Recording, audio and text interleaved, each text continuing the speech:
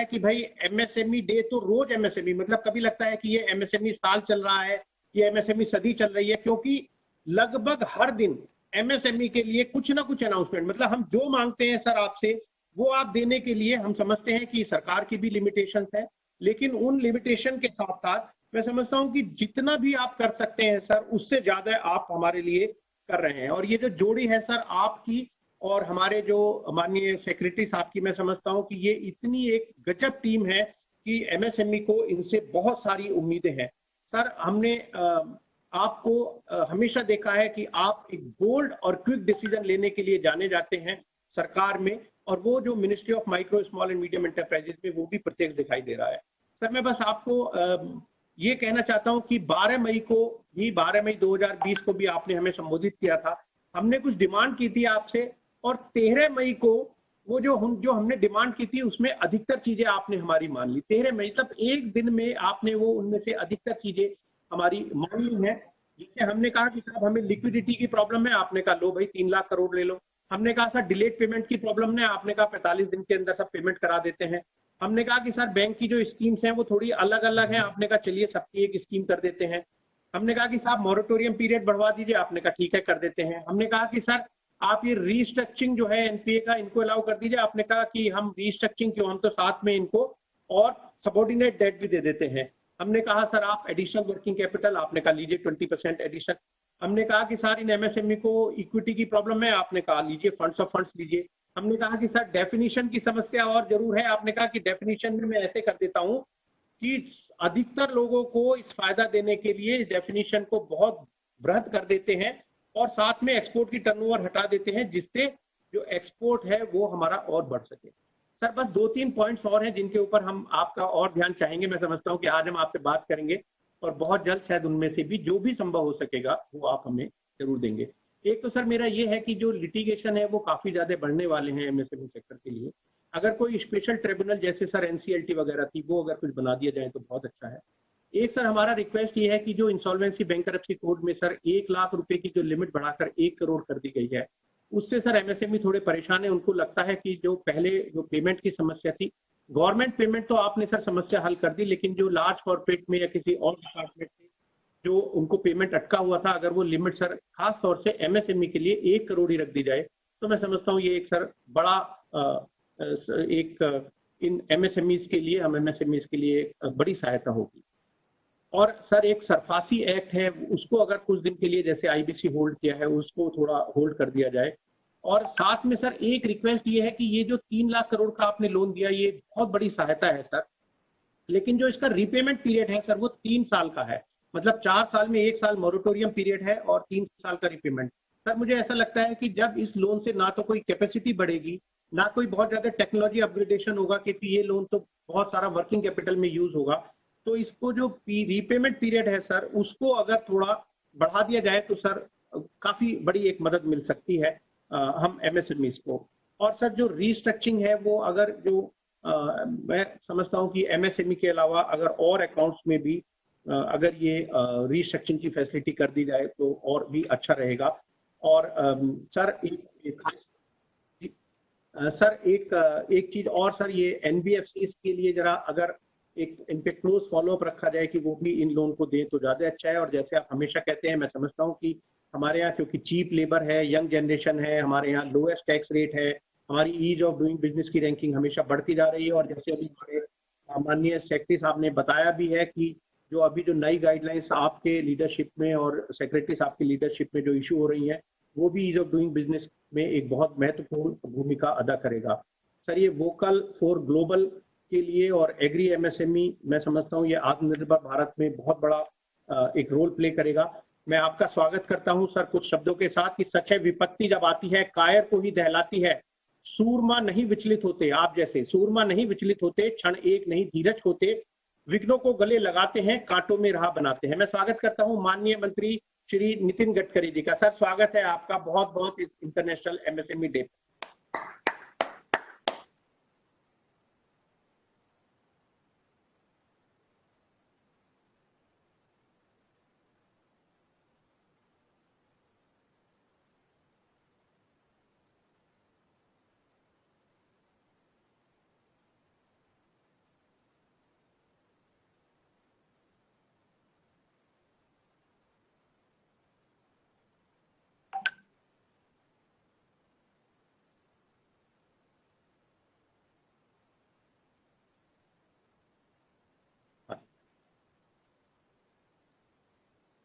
Sir sir हमारा request है sir, आप प्लीज आप स्टार्ट करिए sir please, we all are waiting to hear to. कर सबसे पहले मैं आज एमएसएमई दिवस के उपलक्ष्य में आपको बहुत बहुत बधाई देता हूँ, शुभकामनाएं भी देता हूँ। और मेरा विश्वास है कि कोविड-19 की लड़ाई हम सब लोग मिलकर लड़ रहे हैं।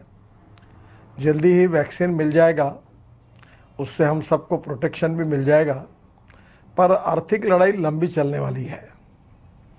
कुछ उसमें हमारे लिए ये आर्थिक लड़ाई लड़ते समय कुछ हमारे लिए स्ट्रेंथ भी है, कुछ दिक्कतें भी हैं। पर मैं ये मानता हूँ कि जो इंटरनेशनल इकोनॉमिक सिनेरियो भी है, उसमें निश्चित रूप से भारत जैसे एक विकास की प्रक्रिया में गतिशीलता लाने वाले देश के लिए भी बहुत बड़ी अपॉर्चुनिटीज़ हैं। और इसके लिए स्वाभाविक रूप से हमारे देश में एमएसएमई को बढ़ाने का, ताकत देने के लिए जो भी प्रयास हो सकता है, वो सब आदरणीय प्रधानमंत्री जी, हमारे वित्त मंत्री जी, उनके सबके सहयोग से बड़े प्रमाण पर वो प्रयास भी किया गया है। एक बात जरूर है कि विशेष रूप से जो भी प्रॉब्लम ध्यान में आते हैं, उसको रिजॉल्व करने की हमने कोशिश की है। ये जो पैकेज डिक्लेयर हुआ है, उसका इम्प्लीमेंटेशन भी उतना ही इम्पोर्टेंट है। कल ही मेरी हमारे सचिव महोदय के साथ डिस्कशन हुआ है और मैंने ये कहा कि मैं इस मत का हूँ कि financial audit is very important, पर performance audit is 10 times more important than financial audit. तो हमने जो घोषणाएं की है उसके बारे में उसका इम्प्लीमेंटेशन भी ठीक से होना, ये भी हमारी जिम्मेदारी है और इसके लिए विशेष रूप से हम ध्यान भी दे रहे हैं। और स्वाभाविक रूप से कुछ बातें हमारे अधीन होती है तो हम निर्णय करेंगे, नहीं होती तो वित्त मंत्री जी को कहेंगे और आवश्यकता पड़ी तो प्रधानमंत्री जी के कान पर भी डालकर उनसे सहयोग लेंगे। तो ये पैकेज का पूरा इम्प्लीमेंटेशन निश्चित रूप से होगा। जहाँ तक हमारी एमएसएमई है, वो जो पेमेंट्स का प्रॉब्लम जो है, जो ड्यू पेमेंट्स है उनके अलग अलग स्टेट गवर्नमेंट के साथ, मिनिस्ट्रीज के साथ, भारत सरकार के साथ, भारत सरकार के अंडरटेकिंग के साथ और मेजर प्राइवेट सेक्टर के साथ, इसके बारे में पहले भारत सरकार ने तो पैकेज में जाहिर किया है कि 45 दिन में हमारे सभी गवर्नमेंट की मिनिस्ट्रीज और अंडरटेकिंग एमएसएमई का पेमेंट दे देंगे। और मैंने मुख्यमंत्री जी से भी अनुरोध किया है कि आपके राज्य में आपकी मिनिस्ट्री और पब्लिक अंडरटेकिंग के बारे में आप भी इसी प्रकार का निर्णय करके ये जल्दी दीजिए। जो मेजर इंडस्ट्री है उनको मैंने कहा है कि आप पहले प्रायोरिटी से ये सब करिए और उन्होंने भी बड़े प्रमाण पर वो करने के बारे में उन्होंने भी मुझे आश्वासन दिया और काफ़ी लोगों ने उसके भी पेमेंट इशू किए हैं। जहाँ तक मुझे लगता है कि अब ये अपॉर्चुनिटी ऐसी है कि टेक्नोलॉजी को अपग्रेड करें और दूसरी ओर फॉरेन कैपिटल को लेके आए। फंड ऑफ फंड में हमने अभी जो योजना बनाई है 50,000 करोड़ दिए हैं, इसमें अभी सेक्रेटरी उसके ऊपर वर्क कर रहे हैं। मैंने उनको कल ही कहा था कि आप एक बार ये जो स्टॉक एक्सचेंज वाले, national stock exchange, Mumbai stock exchange, इसमें जो प्रमुख लोग हैं इनसे भी सलाह मशवरा करिए। अपेक्षा ये है कि हमारी एमएसएमई का बहुत सिंप्लीफाई मेथडोलॉजी से हम रेटिंग करें और उसके लिए ऐसी कोई कमेटी होगी जो इंडिपेंडेंट, इम्पार्शियल, फेयरली होगी और वो कमेटी निर्णय करे कि किसको किसको अनुमति दे। वो उनके पहली इक्विटी में अप टू 15 करोड़ हम दे सकते हैं और बाद में वो कैपिटल मार्केट में जाए और कैपिटल मार्केट में ही, स्टॉक एक्सचेंज में ही एमएसएमई स्टॉक एक्सचेंज हो। तो निश्चित रूप से मुझे लगता है कि ये भी बात अगर जाएगी तो मैं दुबई के इन्वेस्टर के साथ मेरी अभी बातचीत हुई 4-5 दिन पहले, तो मैंने उनको कहा कि हमारी अच्छी एमएसएमई है, एक्सपोर्ट करती है, प्रॉफिट है, उनका बैंक रिकॉर्ड, उनका जीएसटी का रिकॉर्ड और उनके प्रॉफिट्स और इनकम टैक्स के रिकॉर्ड सब अच्छे हैं और वो एक्सपोर्ट भी करते हैं। तो ऐसे एमएसएमई में आप ज़रूर इन्वेस्टमेंट करिए जिसके कारण आपको अच्छे रिटर्न्स मिलेंगे। तो उन्होंने भी कहा कि ज़रूर हम ये सोचेंगे। तो मुझे लगता है कि फॉरेन इन्वेस्टमेंट एमएसएमई में आए, ये बहुत आवश्यक है। दूसरी इंपॉर्टेंट चीज़ है कि हमारे देश की सबसे बड़ी समस्या इस समय लिक्विडिटी है और लिक्विडिटी जब बड़े प्रमाण पर नहीं आएगी तब तक डिमांड एंड सप्लाई की चेन नहीं सुधर सकती और तब तक हमारी इकोनॉमी की जो व्हील है वो भी गतिशील नहीं बन सकती। और इसलिए हमारे बैंकों के द्वारा, हमारे एनबीएफसी के द्वारा, हमारी सरकार, राज्य सरकार, भारत सरकार के द्वारा जितना पैसा ला सकते उतना तो लाएंगे ही, पर इस समय फॉरेन इन्वेस्टमेंट एनबीएफसी के थ्रू, बैंकों के थ्रू और एमएसएमई में आती है, एमएसएमई स्टॉक एक्सचेंज के थ्रू आती है, तो ये भी बहुत बड़ी उपलब्धि होगी। इंफ्रास्ट्रक्चर में भी हम बड़े प्रमाण पर फॉरेन इन्वेस्टमेंट के लिए ट्राई कर रहे हैं और ये आने से ही हमारी इकोनॉमी की व्हील को हम एक्सेलरेट कर पाएंगे। एक बात इम्पॉर्टेंट है जो मुझे कहनी है, जो मार्केटिंग के बारे में हमने प्रयास किया पर अभी तक जेएम के सीईओ बैठे हैं। मुझे लगता है कि सरकार में कोई भी चीज़ करने में काफ़ी दिक्कतें आती है, उनको भी अपनी मर्यादा होगी और इसलिए मैंने भी सचिव महोदय को ये भी सुझाव दिया है कि हम पब्लिक प्राइवेट इन्वेस्टमेंट का उपयोग करके कोई प्राइवेट कंपनी को कहे कि वो अमेज़ॉन जैसा या अलीबाबा जैसा प्लेटफॉर्म तैयार करे, हमारे एमएसएमई उसमें रजिस्टर करे। प्लेटफॉर्म को तैयार करने के बाद उसकी ओनरशिप हमारी मिनिस्ट्री की कोई कारपोरेशन के पास रहे और उसके ऊपर जो डील होगा उसका कमीशन उसको उन प्रमाण में मिलेगा और उसको हम लोग कुछ कोरियर एजेंसीज को या डाक डिपार्टमेंट, हमारा पोस्ट डिपार्टमेंट है, उनको डिलीवरी देने में उनका भी उपयोग कर सकते हैं। ऐसा कोई मॉडल आप देखिए। तो मुझे लगता है कि यह पब्लिक प्राइवेट इन्वेस्टमेंट के आज के ज़माने में सरकार में कोई निर्णय जल्दी होने में बहुत तकलीफ जाती है और एक दूसरे को पूछता, दूसरे तीसरे को पूछता, चौथा ऑब्जेक्शन लेता, पांचवा और कुछ लिखता और ऐसे करके और छठवां सब होने के बाद आखिर लिख देता है कि कैबिनेट में जाना पड़ेगा, तो फिर उसमें और 4 महीने जाते हैं। तो उसमें काम होने में मेरा ये सिस्टम के प्रति वैसे मैं भी बहुत ज़्यादा आशान्वित नहीं हूँ। तो मैं चाहता हूँ कि इसको पब्लिक प्राइवेट इसके साथ हम लोग उसको खड़ा करें, इसके मोड पर हम काम कर रहे हैं तो मार्केटिंग का भी हो जाएगा। सबसे इम्पॉर्टेंट चीज़ यही है कि अपग्रेडेशन ऑफ टेक्नोलॉजी ये भी हमको करना पड़ेगा। Logistic cost, labour cost, power cost को कम करना और क्वालिटी से कॉम्प्रोमाइज़ न करते हुए, ये बहुत आवश्यक है। तो मुझे लगता है एमएसएमई अब इस समय इसका भी फायदा ले। हमारे देश में हम लोग टेक्नोलॉजी का अपग्रेडेशन करने की काफ़ी अपॉर्चुनिटीज़ है और जहां हमारे पास नहीं है तो देश की टेक्नोलॉजी हम लाए, दुनिया से लाए, पर हम लोग हमारा प्रोडक्ट वर्ल्ड स्टैंडर्ड का बनना चाहिए, ये बहुत आवश्यक है। मुझे बहुत खुशी है कि हमारे यहाँ जो चीज़ें इंपोर्ट होती थी, अगरबत्ती की काड़ियाँ, अब बदल गई। अब बड़े प्रमाण पर हमारे देश में रोज़गार मिला, हमने ड्यूटी बढ़ाई है, कस्टम ड्यूटी चाइना से आई हुई, इस पर तो बहुत इंडियन इंडस्ट्री में यहाँ काफ़ी लोगों को रोज़गार मिला। दूसरी ओर हम लोग ये जो पीपी किट है अभी इतना बना रहे कि एक्सपोर्ट करने की अनुमति मिल रही है और आप एक्सपोर्ट करने लगे, सैनिटाइज़र एक्सपोर्ट करने लगे। तो हमारे इंडस्ट्री में एबिलिटी है, क्षमता है और उनमें एंटरप्रेन्योरशिप भी है। उनको सपोर्ट की आवश्यकता है बैंकों के द्वारा और सरकार के द्वारा, और अगर वो सपोर्ट मिलेगा तो मार्केटिंग में उनको बहुत अच्छा वो काम भी कर सकते हैं, एक्सपोर्ट भी कर सकते हैं, ये उनकी ताकत है। तो मुझे लगता है कि इसके साथ आने वाले समय में सभी सेक्टर को उनके साथ कोऑपरेशन, कोऑर्डिनेशन एंड कम्युनिकेशन, उनकी बातों को ग्रास रूट लेवल की समस्या को लेकर समझकर उसको सुलझाना, यही हमारा प्रयास है।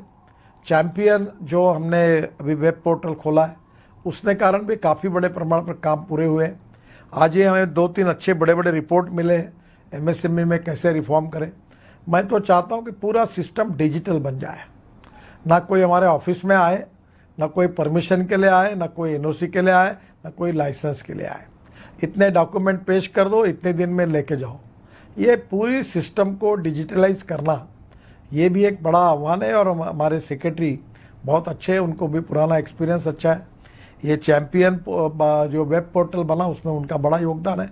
तो मुझे लगता है कि निश्चित रूप से जल्दी ही हम इसमें बिल्कुल ट्रांसपेरेंसी के साथ, time bound decision making process, corruption free system, red tapism को पूरी तरह हटाकर और डिसीजन मेकिंग प्रोसेस को फास्ट करके हम पूरी तरह एमएसएमई के साथ खड़े रहेंगे।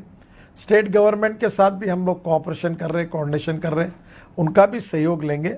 और ये जो प्रधानमंत्री जी का सपना है कि 5 ट्रिलियन की इकोनॉमी बनाना, ये कठिन है पर असंभव नहीं है। अगर हम सब लोगों ने मिलकर तय किया तो ये निश्चित रूप से हम पूरा कर सकते हैं, ऐसा मेरा विश्वास है। और इसलिए इसमें 2 बातों का आखिर में मैं आप सबको कहूँगा कि ये कोरोना के संकट के कारण, आर्थिक वार के कारण कुछ जगह निगेटिविटी आती है, निराशा, फ्रस्ट्रेशन आता है। तो हमारी कैपिटल से, टेक्नोलॉजी से सबसे बड़ी स्ट्रेंथ है कि वो है कि ये पॉजिटिविटी। अब ये निगेटिविटी, फ्रस्ट्रेशन, निराशा को हटा दीजिए, सकारात्मकता, पॉजिटिविटी को अपनाइए और सेल्फ कॉन्फिडेंस, आत्मविश्वास से आगे जाइए। आत्मविश्वास के साथ स्ट्रॉन्ग पॉलिटिकल विल, पॉजिटिव इच्छा शक्ति, ये इसी को हम आत्मविश्वास कहेंगे। तो मुझे लगता है कि कोई कठिन नहीं है, निश्चित रूप से हम हमारा गोल अचीव कर सकेंगे, ये मेरा विश्वास है और हम इसमें कामयाब होंगे, यशस्वी होंगे। और आप सबके सहयोग से लगातार जो भी सुझाव आते रहेंगे उसके ऊपर भी हमारी मिनिस्ट्री पूरी तरह सपोर्ट करेगी, यही विश्वास आप सबको मैं देता हूँ। और फिर से एक बार यूनो ने डिक्लेयर किया था एमएसएमई डे। एमएसएमई डे हमारे लिए हार्टलाइन है भारत के लिए। हमारे देश के ग्रोथ में 29% ग्रोथ एमएसएमई की है, अब उसको 50% तक ले जाना है। हमारा एक्सपोर्ट 48% है, उसको 68% हमारा एमएसएमई को ले जाना है। हमने अभी तक 11 करोड़ जॉब क्रिएट किए हैं, 5 करोड़ जॉब हमको नए क्रिएट करने हैं 5 साल में। हमारे विलेज इंडस्ट्री का टर्नओवर 88,000 करोड़ है, 2 साल में उसको 5 लाख करोड़ करके एग्रीकल्चर, रूरल, ट्राइबल और 115 एस्पिरेंट डिस्ट्रिक्ट को हम प्रायोरिटी देकर, जैसे डिकंजेशन ट्रैफिक का करना है वैसे इंडस्ट्री का भी करना पड़ेगा। नए इंडस्ट्रियल क्लस्टर हम 22 ग्रीन एक्सप्रेस हाईवे बना रहे हैं, उसके बाजू में हम जगह देने के लिए तैयार हैं और प्राइवेट लोगों के साथ उसको भी डेवलप करने की बात कर रहे हैं। मेरा विश्वास है इंडस्ट्रियल क्लस्टर्स अगर बनेंगे तो बेंगलोर, चेन्नई, मुंबई, कलकत्ता, दिल्ली, इन सीटों को भी, शहरों को भी हम लोग डिकंजेस्ट कर पाएंगे। सब जगह एक जगह आना, जो आता है वो नोएडा में जाता है, जो आता है वो गुड़गांव में जाता है, तो इससे काम नहीं होगा। अब हमको थोड़ा सा गाँव के और स्मार्ट विलेजेस भी बनानी पड़ेगी और उस बातों में भी आपका ज़रूर सहयोग आएगा, सहयोग मिलेगा। जहाँ तक ये जो ट्रेडर्स है उसके बारे में भी उन्होंने कहा है कि हमको उनके लिए भी कोई कैटेगरी तैयार करके, एग्रो एमएसएमई और ट्रेडर्स के लिए भी करके उनको भी हम कैसे सपोर्ट कर सकते हैं, क्योंकि इनका सबका हमारे इकोसिस्टम में सबका इम्पोर्टेंस है और सबको जब हम स्ट्रांग बनाएंगे तो ओवरऑल हमारा बेस स्ट्रांग होने वाला है। उसके बारे में भी हम लोग डिटेल में विचार कर रहे हैं। एमएसएमई की व्याख्या बदल गई है जिसके कारण काफ़ी अच्छा रिलीफ मिला है, काफ़ी एमएसएमई को इसका सबका फ़ायदा भी होने वाला है। तो फिर से एक बार आज के इस दिन पर आप सबके सहयोग से हम आगे जाएंगे। हम हिंदुस्तान को सुपर इकोनॉमिक पावर बनाने का जो लक्ष्य प्रधानमंत्री जी ने रखा है उसमें एमएसएमई को भी हम लोग शक्तिशाली बनाएंगे, एक्सपोर्ट को बढ़ाएंगे, इंपोर्ट को कम करेंगे, नए रोजगार का निर्माण करेंगे और इकोलॉजी एंड इन्वायरमेंट इसकी भी चिंता करते हुए एक समृद्ध, संपन्न, शक्तिशाली, सामर्थ्यवान हिंदुस्तान का निर्माण करना, इसका संकल्प करने के लिए एमएसएमई के सभी स्टेक होल्डर्स को मैं अनुरोध करूंगा। और आप सब लोगों ने ठान लिया तो मैं यही मानता हूं कि निश्चित रूप से हमारा उद्देश्य पूरा होगा। फिर से एक बार आज के इस एमएसएमई दिन के उपलक्ष्य में आपके उज्जवल भविष्य की कामना करते हुए मैं आपको बहुत बहुत शुभकामनाएं और शुभेच्छाएं देता हूं। धन्यवाद, नमस्कार। आपके इन बड़े इंस्पायरिंग शब्दों के लिए, और जो आपने हमें कहा है कि हमें टेक्नोलॉजी अपग्रेडेशन में काम करना है, हमें पॉजिटिविटी से काम करना है, प्रोडक्ट की क्वालिटी का ध्यान रखना है। मैं समझता हूं कि एमएसएमई भी कटिबद्ध है उन सब चीज़ों के लिए, ताकि जो आपने टारगेट दिए हैं, टारगेट सेट किए हैं, चाहे वो एक्सपोर्ट के हों, जीडीपी के हों, जॉब क्रिएशन के हों या एग्री एमएसएमई के लिए हो, मैं समझता हूं कि सब हम आपके नेतृत्व में और सेक्रेटरी श्री ए के शर्मा जी के नेतृत्व में हम पूरी तरह से उन सब चीज़ों के लिए प्रयत्न करेंगे। आपने सर बड़े ट्रांसपेरेंटली बताया कि गवर्नमेंट में वर्किंग कैसे होती है, बट मैं समझता हूं कि सर अगर हम कंपेयर करें तो हम देखेंगे कि अभी जो वर्किंग स्टाइल है वो एकदम बिल्कुल चेंज है और बहुत ही नई तरीके से और क्विक डिसीजन आपके जो लीडरशिप है उसमें हो रहे हैं। सर आपने कहा कि स्टॉक एक्सचेंज को भी मिला के आप एक कमेटी बनाना चाहते हैं फंड्स ऑफ फंड्स की, तो अगर सर हमारा एक छोटा सा सुझाव है, अगर इस कमेटी में कुछ एमएसएमई के जो एसोसिएशंस हैं, जैसे हम भी अपने आप को सर ऑफर कर सकते हैं कि अगर उस कमेटी में कुछ एमएसएमई एसोसिएशंस को भी कोई जगह दी जाए तो वो भी जो एमएसएमई की समस्या है शायद उसको अच्छी तरह से रख सकें इस कमेटी के सामने। तो अगर ऐसा कुछ सर आप विचार कर सके तो हम बड़े आभारी होंगे। और बहुत बहुत धन्यवाद सर, आपने समय निकाला, हम बहुत बहुत आभारी हैं सर आपके। Sir thank you very much sir, बहुत बहुत धन्यवाद।